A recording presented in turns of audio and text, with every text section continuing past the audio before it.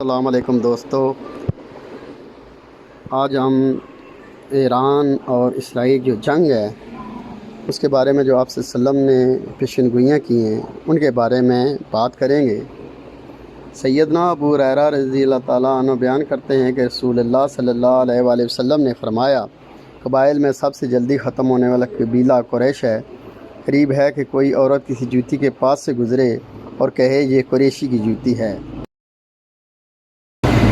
حضرت عبداللہ بن عمر سے روایت ہے کہ رسول اللہ صلی اللہ علیہ وسلم نے فرمایا،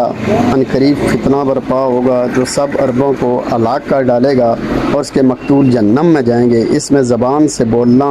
تلوار چلانے سے بھی سخت ہوگا۔ حضرت کعب رضی اللہ تعالیٰ عنہ سے روایت ہے کہ انہوں نے فرمایا کہ قریب ہے کہ مشرقی سمندر دور ہو جائے گا اور اس میں کوئی کشتی بھی نہیں چل سکے گی، چنانچہ ایک بستی والے دوسری بستی میں نہ جا پائیں گے، اور یہ جنگ عظیم کے وقت میں ہوگا اور جنگ عظیم حضرت مہدی کے وقت میں ہوگی۔ ابن ادریس اپنے والد سے اور اپنے دادا سے روایت کرتے ہیں کہ حضرت ابو ہریرہ فرماتے ہیں کہ رسول اللہ صلی اللہ علیہ وسلم نے ارشاد فرمایا کہ سب سے پہلے لوگوں میں سے فارس والے ہلاک ہوں گے، پھر ان کے پیچھے عرب والے۔